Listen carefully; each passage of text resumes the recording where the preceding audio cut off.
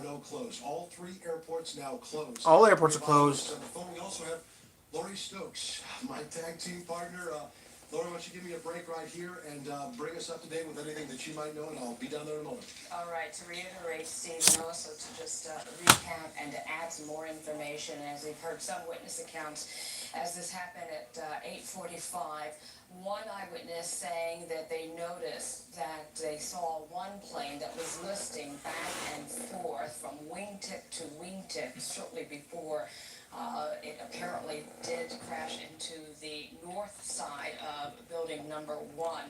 And then, as John Del Journal just talked about a few minutes ago, from his eye and his expertise, being able to tell it was a Boeing 737 was apparently the second aircraft that went into the second tower on the south side. As we also understand, as you also talked about, Steve, just minutes ago, all operations, according to the New York metropolitan area, as far as flights coming in and going out, that would be Newark,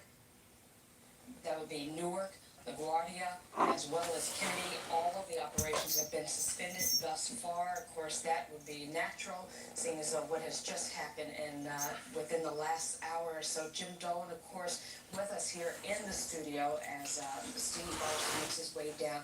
We have Jim, and let's talk about, because certainly this has all just happened in such a rapid fashion. Yeah, but it is typical in the way terrorist acts often happen. You often see this in Israel. There'll be one attack, and then there'll be one bomb explosion, for example, Lori, and then there'll be several minutes that go by, and emergency service people come to the scene and try to rescue those people who are injured and try to save those people who are not killed, and then another bomb goes off, as if to kill those people who came in to help as well. It's the cynical way in which terrorism often works. It appears that could be the way this has happened as well. One plane goes into the first building, several minutes go by, emergency services people come to the scene, and more, and then another terrorist attack. And of course, for it to begin and to start when it hit at 8:45, for us to initially believe this was an accident. It certainly let us speculate that it might not be terrorism. It could be something else. It could be an accident. It could be, I remember one of the people you had on the air, Steve, was talking about the possibility that it could have been a flyer, the pilot of the plane might have been drunk because the way the plane was listing. So it let us think that was a possibility for a while.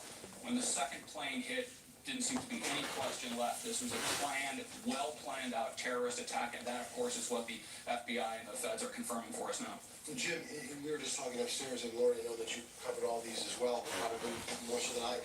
Oftentimes, these twin terrorist attacks, they do happen in twos, and such as the embassy bombings in Africa. Yep.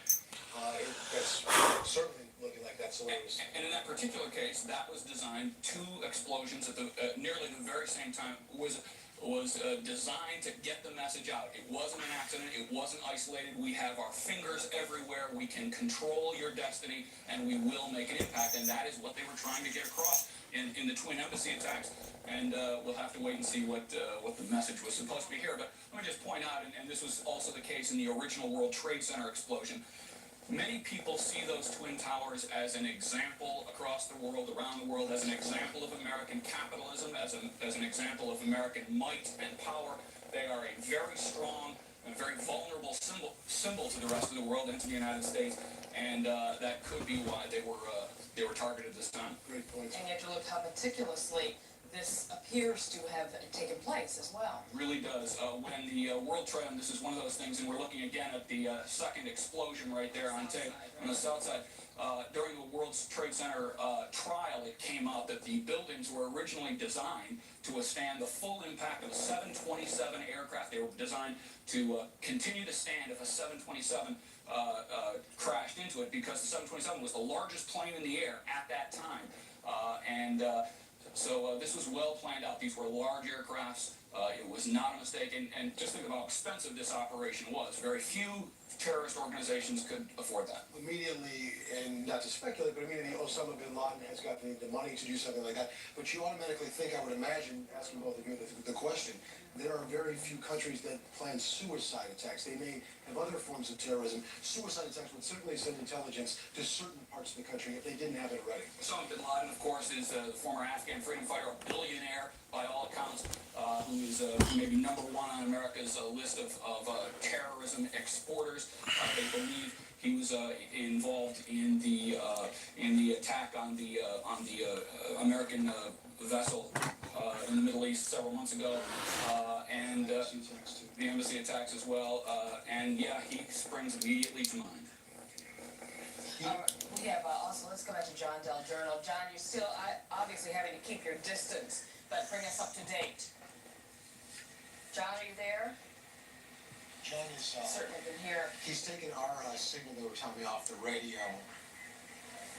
All right, we're understanding. Once that again, we're live over the west side of Manhattan. We're up around 79th Street, about 5 miles north of the World Trade Center. And again, to recap the events here this morning as we are assembling them, mostly from eyewitness reports, one of our sister helicopters for Metro Traffic was flying in the vicinity here around 8:45 this morning when the pilot witnessed an airplane crash into the North Tower of the World Trade Center. That airplane was traveling from north to south, and the pilot believes that it was an ATR aircraft. That's a commuter-type airplane. It's a twin-engine prop airplane that can carry anywhere between 50 people up over 100 people for that aircraft. That airplane crashed flush into the north side of World Trade Center, of the north building of the World Trade Center, and the building proceeded to go up in flames. The top 20 floors of the building currently engulfed in smoke. Approximately 15 minutes after that occurred, we were en route to the scene, and an airplane passed over our head